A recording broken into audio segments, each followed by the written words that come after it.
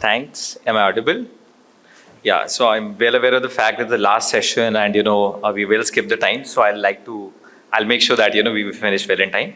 So firstly, thanks to Reality Plus for giving me the opportunity. And I must say, I consider me very lucky because, the mix I have between developer from legal expert to financial expert, it's a great mix I have of the most eminent people over here. So just getting straight to the session, the topic which we are discussing is the evolving funding landscape. Now, before I begin, I'd just like to ask a very basic question to audience. In the audience, if people can raise their hands who bought the property in last 3 years, raise of hands. Anybody who's bought a property, residential, commercial, anything? None? Nobody's? Very few. And people who bought, if they've taken financing, home loans, or any kind of a loans for same? Okay, sorry, not much. So normally what happens in any city when I go and we speak and discuss this, there are people who have taken, they have bought properties and home loans or either form of a loans become very integral part of a loan, of a financing. This is a key difference which we see between other cities and here, especially when it comes to real estate, and so is the case with the lending for a developer that, the formal form of lending is still not penetrated so much Calcutta, which is in fact our topic of discussion. So I'll begin straight away with our session. So firstly, Anandji, I'm glad you could make here. So firstly, congratulations for closure of your first closure of your sixth fund, which is short of 2,000 crore and which is almost 2/3 bigger than the previous closure. And this time Calcutta has been added in the list of cities which you'll be looking at. So great news for us. So first question to you, Anji, what made you decide Calcutta as a city which needs to be added in the sixth fund which you have closed recently? Thank you. Thank you, Reality Plus, for inviting me here. Calcutta as a market, while it has been not in the radar of lot of institutions, but if I have to see at the size of the market of Calcutta, it is almost at par with, let us say, a market like Chennai. In terms of the number of units sold, area sold, I think if you do a like-to-like comparison, it is almost equal to what Chennai is doing. I think last 3 years, what has happened is that, IT companies have started looking very actively at, expanding. Post-COVID, when there was when people started working from home, now I think a lot of companies are opening their satellite offices here. So the demand has picked up over the last few years. Developers, land prices have gone up. So there is, till now, let us say a couple of years back, it was, we specialized largely in funding developers for land acquisition. And that was largely being funded by, internal accruals or more of joint ventures or getting a lot of HNI investors coming into the project. But I think now with the way land prices have gone up, government is coming up with auctions of land in a big time. So there is a lot of opportunity here now to fund developers for land acquisition. A lot of developers have also grown in size. So if I have to compare it 10 years back versus today, there are again a lot of developers who know with whom we can invest this kind of capital come at land stage and be sure about getting approvals, project getting launched and sales. So I think overall the market has improved a lot, and we have always been at Motilal Oswal, we take pride in taking new initiatives in terms of we were one of the first investors in Hyderabad when the market opened up. We were one of the first investors in Hyderabad, and we see what has happened in Hyderabad after 2015-16. We are probably one of the largest investors in Chennai, where again that market was not very actively looked by institutions. So this is, we identify trends, and I think Calcutta is a market where we would definitely like to work with select developers and fund them for land acquisition. Wonderful. Very rightly said. I think auction is one place where, rightly the fund can be utilized by the developer. Just adding one more point, as I was hearing, various statements which you made, Anandji, it's that, this time around in the sixth fund, you've also added more than construction finance, initial stage financing also. So if you could just briefly touch on that, what is the reason for you to also change that thought process? Because that's very important. In fact, that is a place where developer really need financing. No, so Hardeep, we have always, in all our funds, because we are not an NBFC, we are not governed by RBI, These are all AIF funds, and we have full flexibility in terms of the kind of transactions what we can do. So we can structure our transaction depending on the need of the developer. So because land is somewhere where there is maximum requirement of capital, today with the way the markets are, I don't think any developer, any good developer, any reputed developer, or even a tier B, category C developer also doesn't need money once the project is launched. He needs money for land acquisition because that is where it's like a raw material for any developer, and that is where maximum requirement of capital is. Unfortunately, today in India, fortunately for us, but unfortunately for developers, banks and NBFCs are not allowed to fund pure play land acquisition. So we are only select few financial institutions who are taking this call, where we are funding developers for land acquisition, because in a way I am funding his equity which he was supposed to bring in the project. So I think it's a unique capital which is available, which is it is very scarcely available.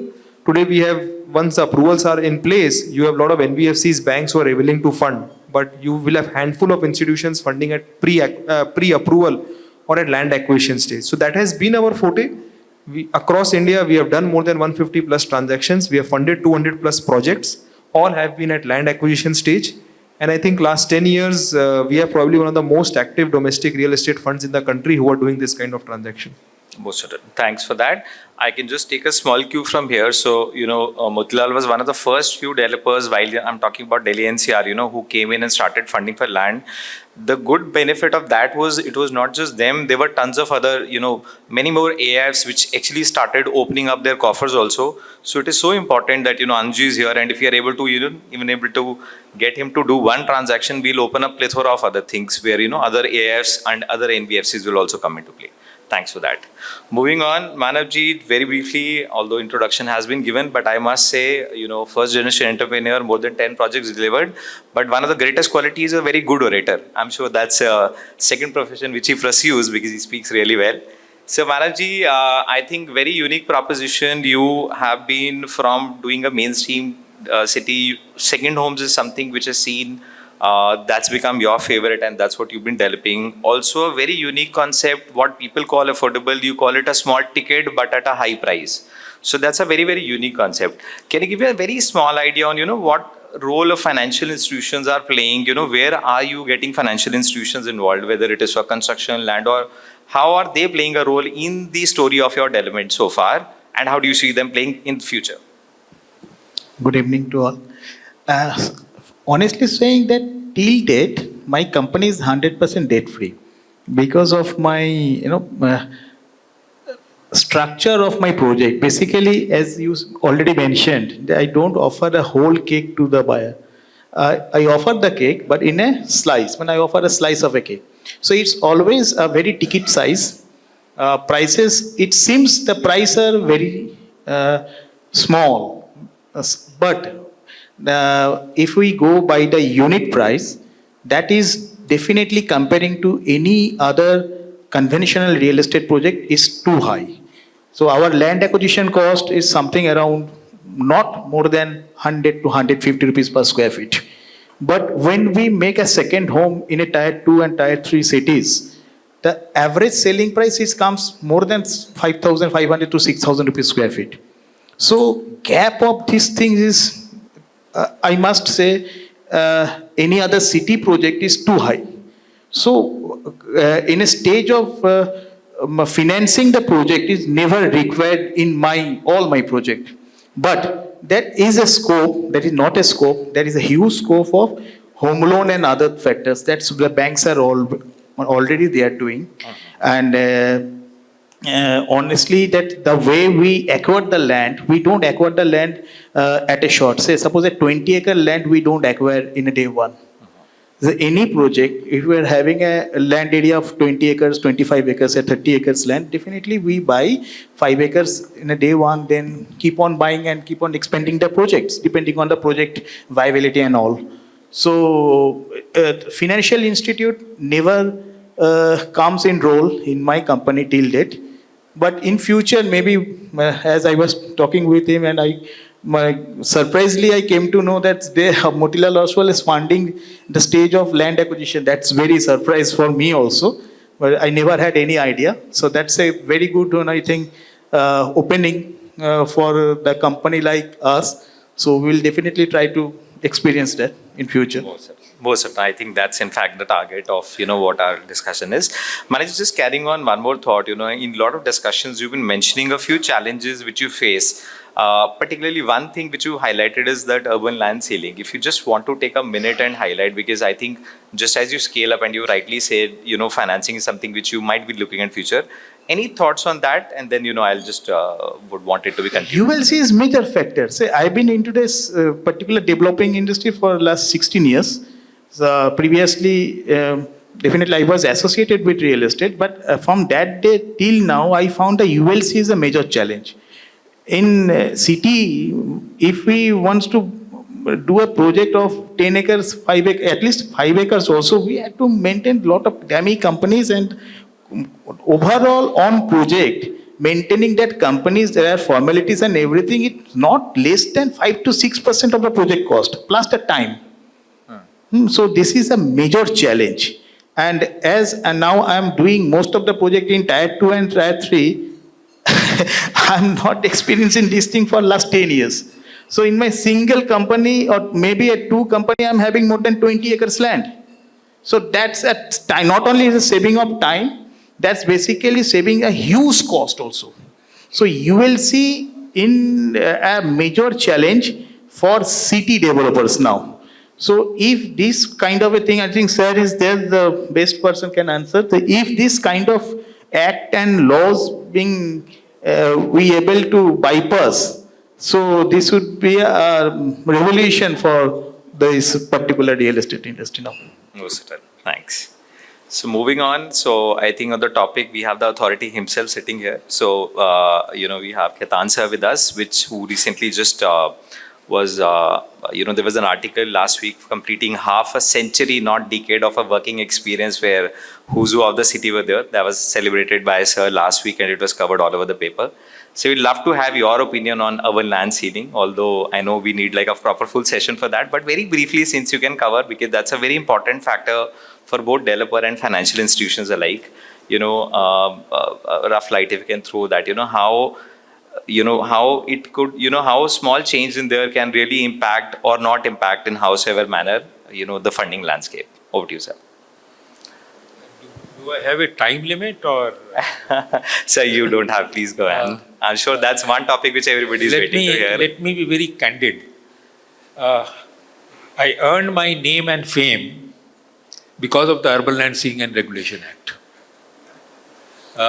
Today I want that act to be repealed, but I remember 1976, I joined my profession, became a lawyer in 1974, and at the end of 1975, the urban land ceiling was to come in force. And I decided that I must choose this subject if I want to earn my name and fame. And I was reading this law again and again. I must have read it 100 times, bills and all that. And then I devised a mechanism as to how do I suggest the client and a mechanism where they can save their land. And I could evolve that mechanism. And for all industrial houses who are living in large bungalows, I devised a scheme by which I was able to see that their land is not wasted in another land ceiling. So that time I was very, very happy that this particular law came into force. And I could I could get in touch with a lot of large families, important families in Calcutta, and be in touch with them, and they came to know me as a lawyer. But then I had another opportunity. I was invited by the West Bengal government. This was about a few years back. And this was a session, I think the Chief Minister had constituted a committee, if I am not wrong. There's a committee for industry and all that. Now, of course, that committee is not in force. And then she deputed, if I remember correctly, the industry minister. And the meeting was jointly organized by all the chambers of commerce in Calcutta with Vicky. And I was asked to make a presentation to the minister concerned as to how do we promote and develop housing and real estate. And that day I made a presentation to him. And the next day I was going out of the country. So after I made my presentation, he said, Mr. Khaitan, can you give us a note on that? We'll work out on it.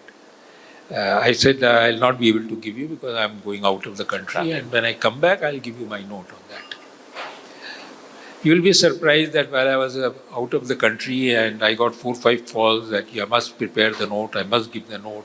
When I am coming back, I landed at night, and next day in the morning, people from all chambers of commerce came to my office and said, give the note just now, give a dictation just now, because the minister is wanting that note from me. I gave a dictation of that particular note. But I think, I don't know where that note has gone. So today when you gave me a message at around about 2 o'clock and all that, that I have to speak on this particular subject, particularly in relation to the West Bengal State Acquisition Act and Land Reforms Act and Urban Land Resealing Act. I was very tied up in the sense that I was out of Calcutta yesterday and today I had a lot of meetings lined up. So I said, what to do? Then I called out and asked my secretary that you take out my old paper. There is a note which I had prepared and fortunately he could cull out that note for me. So I thought, and today I want to tell this audience something very, very important which most of the people would not know about the history as to what is the history of the land and what is the history of land and how the land has been dealt with by the government right from the Jamindari Abolition Act. You see, when this Jamindari Abolition Act came into force, that was the West Bengal, State Acquisition Act, which came into force in 1953. Right. Now, this was a very interesting act because it said that all the land would waste with this state. And it went on to say, except ABCD. And what was that ABCD? That was subject to Section 6, And it went on to say that land which is comprised in homestead, that means the land on which you have houses and all that, they are exempted. Okay. Then they went on to say that basically fisheries are exempted. Then they went on to say that, land, tea gardens, orchard, factory, they are all exempted, but subject to Section 6(3). Okay. But they said that there would be a ceiling on agricultural land. Okay. So therefore, what the state acquisition meant was really, and which we always knew, that really government wanted the wasting of the agricultural land because they wanted the Jamindari to go away. Okay. They really didn't mean to waste other lands. That was the State Acquisition Act. And what did the Section 6(3) said? The 6(3) said that you will have a right to retain all these lands, these other lands, which you feel are necessary for you to carry on your business. That means, so therefore for all practical purposes, the government was more concerned with taking away the agricultural land. They are not basically concerned with taking away other land, because they said that, you will be allowed to retain all the land which you feel are necessary. So, notices under Section 6(3) was not issued in relation to other lands. So, see, basically, they were seeing that the agricultural land comes, Gets protected. Then, interestingly, an overriding act was introduced. And this overriding act was known as the West Bengal Land Reforms Act. And the Land Reforms Act came into 1955. And when this land reform came into act in 1985, they introduced a definition called a Raiyat. And they said that the meaning of Raiyat would be the holder of land, not the owner of land. Okay. So any person who owns land in West Bengal would be a Raiyat. And all the land which are held by the Raiyat would vest with the state of West Bengal. Okay. So therefore, land which were with the Raiyat was to vest with the state of West Bengal. Okay. Now this was a very draconian kind of a law. But interestingly, there was a section. And it was a very interesting section. The section was called 14Q, I still remember, of the West Bengal Land Reforms Act. And it went on to say that how a ceiling would be computed. They had specified a ceiling for the agricultural land. And they said that, as for agricultural land, this would be the ceiling. And for other land, ceiling. But they had one particular section called 14Q, that as far as the computation of ceiling is concerned, for the land held by the company, for the land held by the partnership firm, for the land held by the institutions, for the land held by the Hindu undivided family, your ceiling would be taken into consideration by the number of shareholders you have in the company, by the numbers of the members you have in your HUF, by the number of the members you have in the cooperative society. Right. So interestingly, the ceiling was not there. I mean, as far as because most of these lands were held, individual the ceiling was there. But as far as the companies, societies, HUF and all these people were concerned, the ceiling was not there. Okay.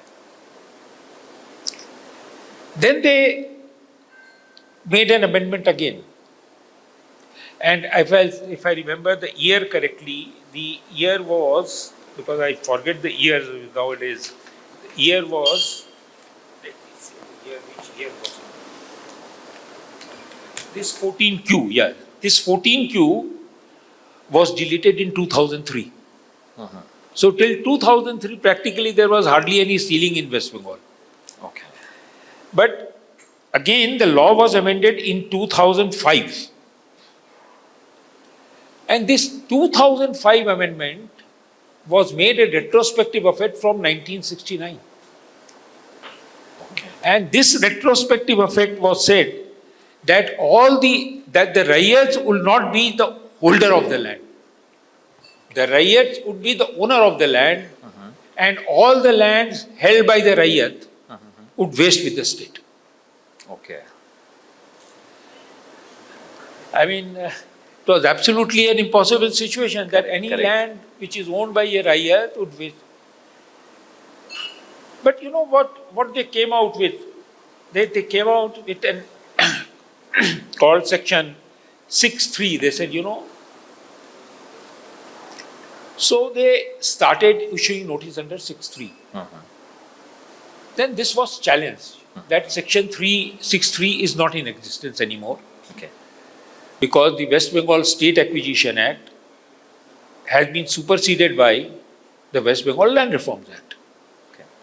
Because both the acts were of a similar nature. So the matter went to the Calcutta High Court, and the Calcutta High Court said that the West Bengal State Acquisition had been superseded, so there was no question of section 6.3 being there.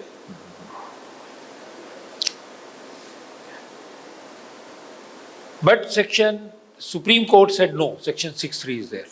They went up to Supreme Court, and I think it was in 209, the judgment of the Supreme Court came, and it said that no, it will be there.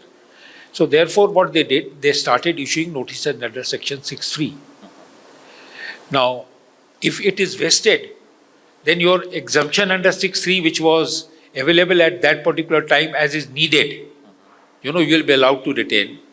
The West Bengal Land Reform Act says that the entire land held by you now is vested. So therefore, what they started doing, and that both the act applies. A very funny situation that Land Reform Act will apply and State Acquisition Act will apply. Then they started what they say that yes, now we will invoke section 6.3. And what we will do, that we will waste your land, which were earlier it was left to your discretion, and then take away that land and then give you that land on lease. So it became a very peculiar situation. I mean, you from 1953, 1955, and then when the Supreme Court judgment came in 2009, they started issuing notice under 6.3. They started acquiring the land under, because it has already vested under the Land Reforms Act, and they said that now we will allow you to hold it. The vesting has taken place, but now that the two acts are in operation, we will allow you to hold it under 6.3. So the land will waste under us, and we will allot you the land under Section 6.3. So therefore I said, this is a very funny situation. I mean, my land I have bought a land, that land will now waste with me, so my investment goes away. Then the land you will give me on lease, which will also be a leasehold land, who will give me the money? Precise. So I said to the government that, why don't you, if you really want the real estate to grow, why you want to again restore back that Section 14Q? Right. Allow the persons to hold the land in terms of as far as the companies are concerned, in terms of the number of shareholders, as far as the HUF are concerned. And as you say that, are you saying something absurd? I said, no, I'm not saying something absurd. He said, yes, it is absurd. I said, no, it is not absurd. Why it is not absurd? Because your ceiling of agricultural land is also been defined as on the basis of the number of individuals. If you are an X person, your ceiling of agricultural land will be A. If you are husband and wife, your ceiling on agricultural land would be A plus B.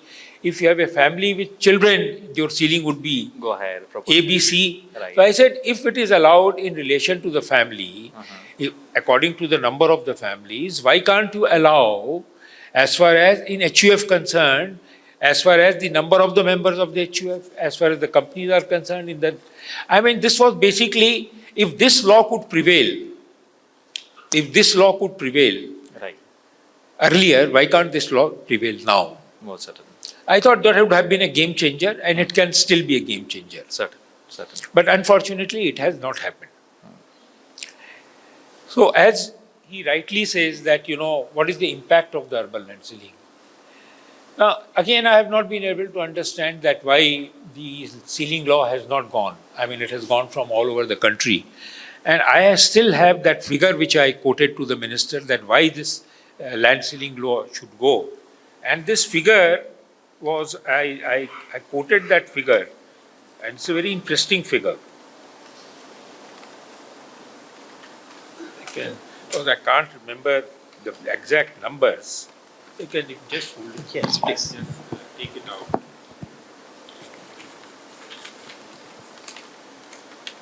See, when Mr. Jethmalani was an urban development minister, and because he was a lawyer, I was used to interact with him very often. I always used to tell him, sir, this particular law should go. And he always said that, yes, I agree that this particular law is hindering the real estate housing sector. That's what to a great extent.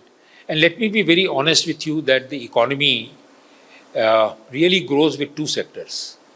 The first is the automobile sector.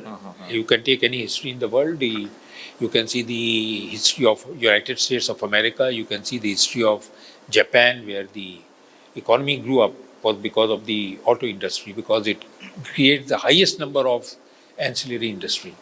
Right. And the second is the housing industry. If these two industries are allowed to flourish, your economy will just boom, boom, boom. Most certainly. I think he was a very practical person, and he said this particular laws would be repealed. And I had that interesting figure with him when he gave a rationale in the parliament as to why this law is to be repealed. And he said that in India today we have 2,20,675 hectares of excess vacant land. And then he said that out of 2,20,675 hectares of excess vacant land, only 50,046 hectares of vested land, hectares of land has vested with the state government. Rest of the people may not have filed their return or things like that, or they may have taken the advantage of, as I said, I was able to devise a scheme under which we could save the land. And he said, of that 2,20,675 hectares of land, only 19,020 hectares of land, the possession could be taken by the government. And they said that the Act has failed to achieve. So that means from 2,20,000, only 19,000. And they said the Act have failed to achieve the affordable housing and increase in activity. And then it went on to say that only 0.4% of the land has been used for housing of the poor. Right. So this was the figures which he quoted in the parliament as to why the Urban Land Ceiling Act should go. Sure. So if you want the housing sector to grow, if you want the real estate to go, you let go the land free. आपके पास दो तीन चीज की जरूरत होती है. As I said, you know, रोटी, कपड़ा और मकान. Correct. So the essential component is the makan. तो आप रोटी तो, you know, hectare wise you can keep on increasing your production by new innovation and things like that. और कपड़ा है, आप इंडस्ट्री लगा के कपड़ा बना सकते हैं. आजकल तो सिंथेटिक कपड़े भी बनते हैं. So there is no, you really don't need to have cotton. But मकान दो चीज बहुत स्केयर होती है. एक होता है mineral which is very scarce, और एक होता है land which is very scarce. Correct. One is underneath the land and one is above the land.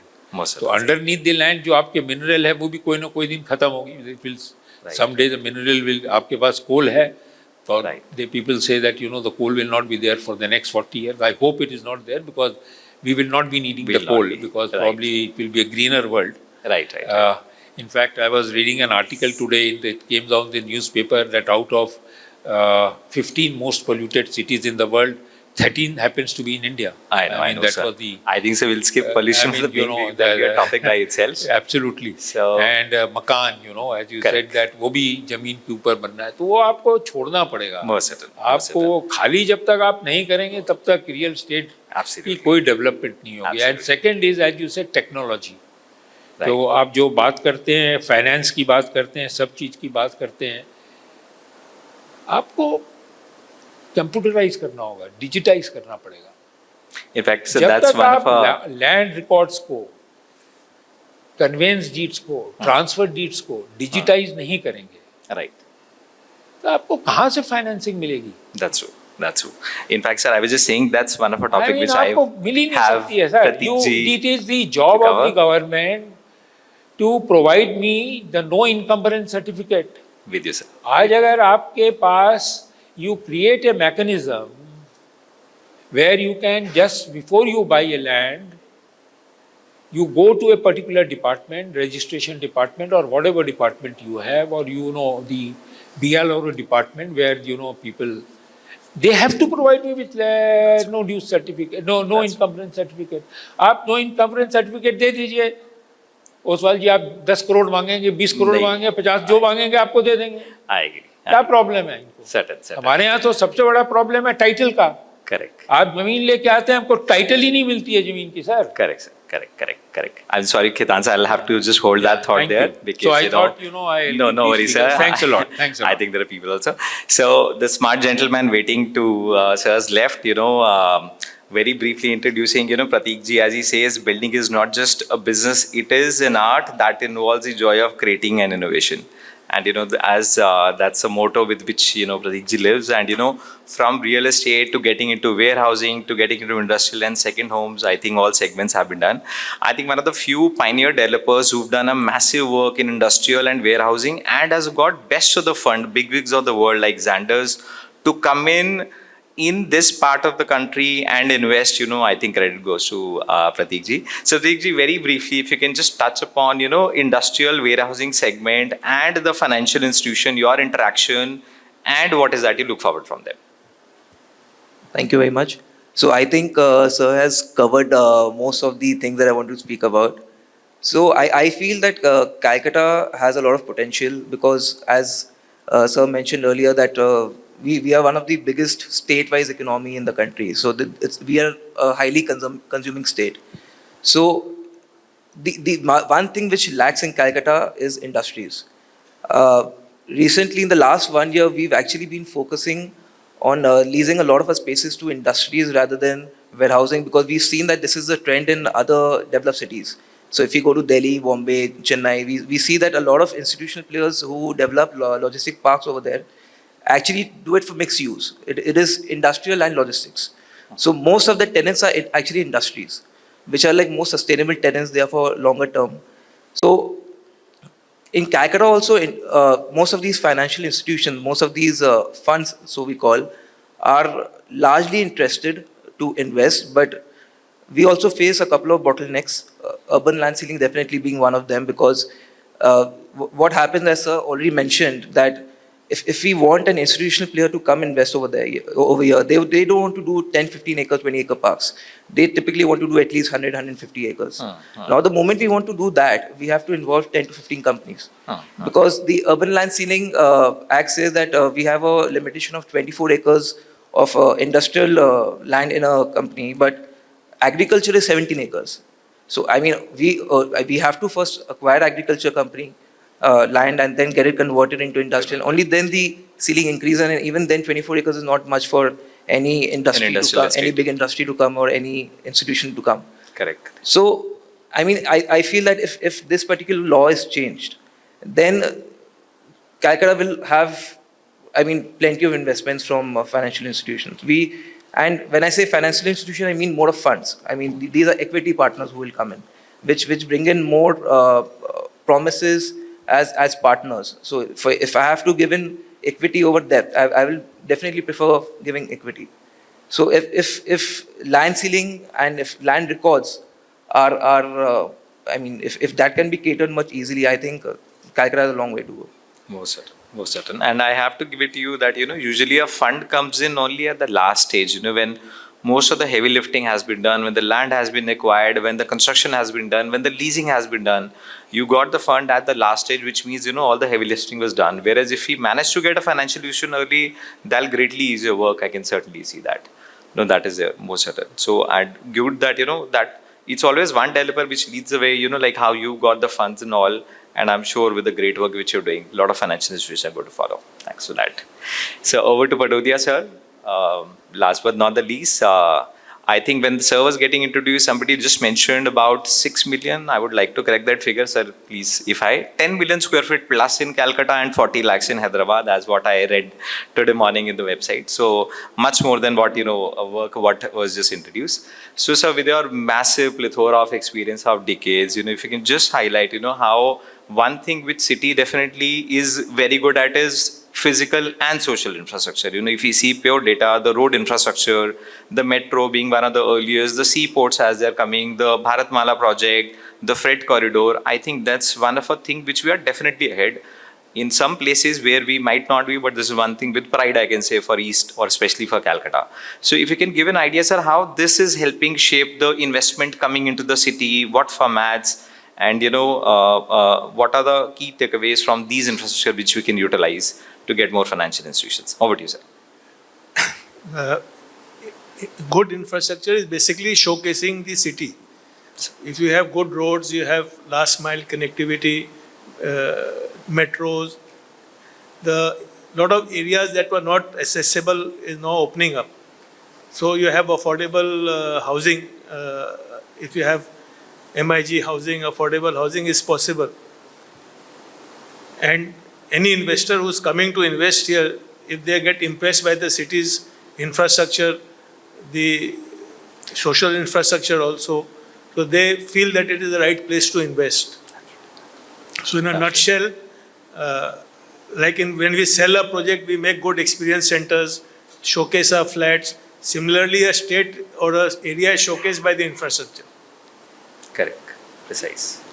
So if the investors are impressed by the state and the progress, they will definitely invest in the real estate scenario. Most certain. And sir, would you also want to cover what are the segments? So other than the residential, commercial, retail, which is a regular thing like, Pratiik ji is covering industrial warehousing, are there, because of this good infrastructure, do you see also investment going into more asset classes like, maybe data center, institutional is now, catching the fancy of a lot of financing institutions. Do you see that also happening? It is happening, like logistics is happening in a big way over here.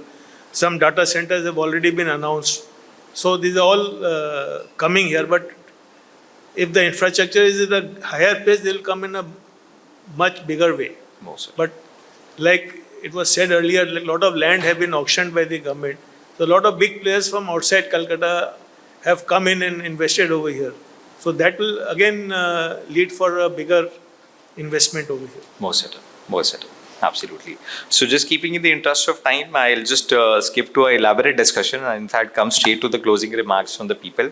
So starting with Anji, so, any closing remarks on, prospectively looking forward, what is that you look forward more from the real estate fraternity and maybe the, the lawmakers, government itself, only from a pure financial institution point of view, what will that take for you to invest that major chunk of that sixth fund into the East or Calcutta in particular? No, I think what I was also discussing with our developer partners, largely how to so ULC and the process of registering land in so many companies. This is something very unique to this city. So developing an understanding around that. So we need to somehow come out of this ULC thing. Land records in other cities, we have invested in so many other cities, are largely digitized. So you get an encumbrance certificate and you get the history of title from the land office, which again I think that needs to fasten. And it has to become more investor friendly to attract investors. See, we can't wait for 6 months, 9 months, 12 months to complete the title of a property before investing. Typically in other cities we take, let us say, between 30 to 45 days, 60 days maximum to from the day we evaluate and the day to we invest. So I think these things have to fasten a bit. Approval process typically in other cities are 9 to 12 months. Here I hear that it is between 12 months to 24 months. So I think all these things need to get streamlined, which can attract more and more institutional capital. Certainly, that was very helpful. Manavji, any closing remarks other than those specific points which you just mentioned? Anything prospectively which we look forward for increasing the funding, increasing the more palatable coming of industry, more corporate developers also entering the city? Any thoughts on that? So say every part of the world has its own style of operation. So this part of the world means the eastern part, Bengal is always very slow and steady. थोड़ा धीरे चलता है.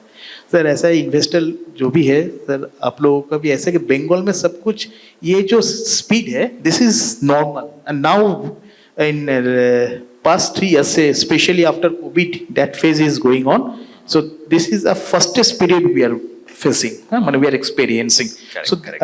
we are now in a stage where the company like you and can focus into us. I mean all the players in Bengal. Now we are doing well and everything is moving faster than before. Everything is moving faster than before. ULC, yes, hurdle hai, challenges everywhere is there. But still we are having these challenges and considering these challenges, I must say that Bengal part in all respect, it's doing very good now. And the alternative class, asset class means not only the normal real residential and commercial, the other logistics, second homes, luxury homes, bungalows, everything is doing well. Comparing to other part, Delhi se compare karenge, Bombay se compare karenge, we are slow. But slow and the market is very steady. That is also very important. So please consider that eastern part, the Bengal real estate is maybe slow, but is very steady. So all the investment partners, they can rely on us and because यहाँ पे काम बढ़िया बनेगा, आप sir करते जाइए. Fantastic, fantastic. So slow and steady is a key word, but I must say, as I was speaking, Manab, the kind of work he's doing in Siliguri, that's by no way slow. The amount of speed with which they are building and selling, it is definitely not slow. But thanks for your inputs. Over to you, sir. So thanks for great insight on the urban land saving. Honestly, as much as I read, I thought I didn't read anything after hearing what is the detail about it. So any closing remarks, sir? On Sir, I was born in Calcutta. I made little bit of money from Calcutta only. I earned my name and fame from Calcutta. And in fact, I consider myself to be an ambassador of West Bengal and Calcutta. most of it, sir. You are. I don't know how many people know this, Somehow or other we are suffering from, एक आदमी का reputation खराब हो जाता कभी कभी. And when there is a spot on your reputation, it takes a lot of time to get rid of that. Correct. थोड़ा बहुत मैं समझता हूँ that we are suffering because of the reputation which we inherited when a left-front government was in power. This particular government is little fussy about urban land ceiling. Let me be very honest, because somehow, and they know that this law has to go, and I am very confident this law will go. Very, very confident this law will go, because whatever I know little bit. But you must also take into consideration what this city has done. And I said, I keep on making my notes. I have to speak on different occasions to different. You are rated as one of the best, second best city in the country as far as your affordable housing is concerned. And your output ratio is 24%. That means, except Ahmedabad, where your EMI on purchasing a house will go to 21%, Calcutta would be spending 24% compared to 50% or over 50% in Mumbai. Scotch there is an agency in 2021. They gave a report that West Bengal is the best state as far as ease of business is concerned. But very few people know. Wow. This is a report. For last 2 consecutive years, Calcutta has been rated as the safest Indian city in India. Certain. Without it. I can give figures. I have that figure, which is very important figure, that the state has identified 8,000 acres of idle government land. 8,000 acres of idle government land to be given to the industry as a freehold land. Wow. This is again a very, very important thing. Then, as far as the small buildings are concerned, 3-storied and small buildings are concerned, I think they have permitted that, architect and licensed building surveyor can grant a sanction of the building. I think this is, look at the stage by stage. Correct. Actual data speaks different, perception is different. I understand. Small building, you don't have to go to the corporation for their sanction. The licensed building surveyor and the architect will grant the sanction. Right. This is again very interesting that, industrial park and logistic warehousing infra is being developed to 12 to 13 million square feet of warehousing is being developed. I mean, there are 200 industrial parks spread over 1,000 acres with specific sector of leather, textile, hosiery. I'm involved in few, between you and me.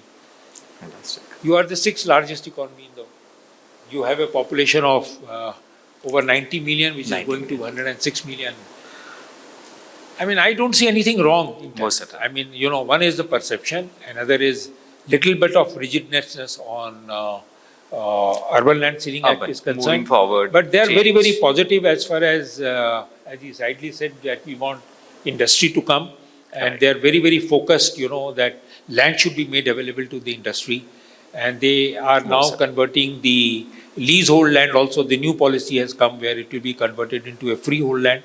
So as you say, there was a dogma that land something, is being speculated upon. When urban land ceiling is, land, it is meant for speculation.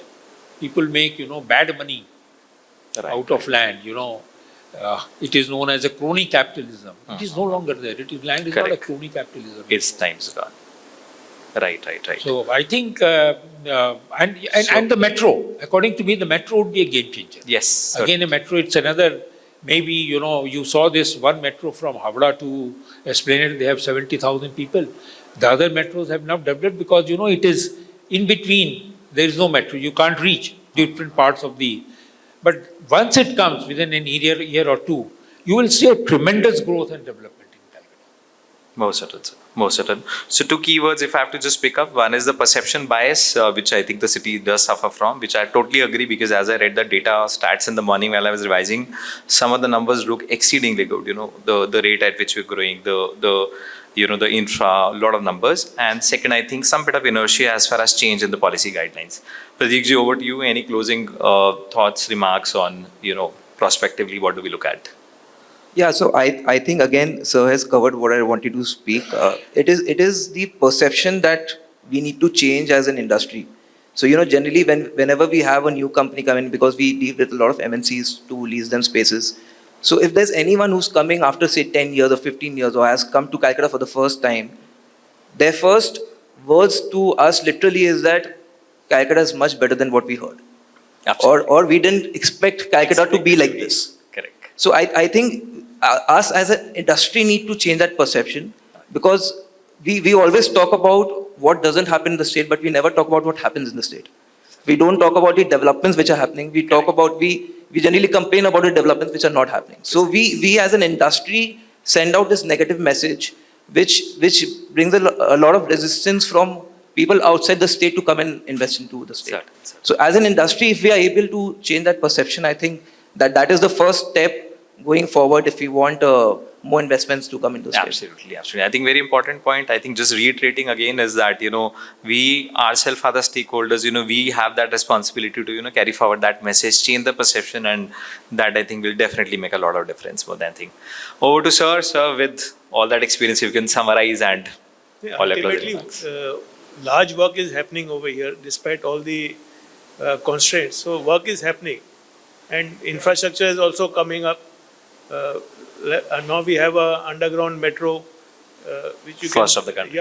reach Howrah in 7 minutes. So a lot of work is happening, and a lot of things have happened. So a lot of things will be seen shortly. So work is happening, and like he rightly said that we need to change the image of the city. So we hope that a lot of investors come in, and it's very heartening to see that there are funds that are going to be ready to invest in land and equity of the land. Absolutely, absolutely. Thanks, sir. Thanks for summarizing.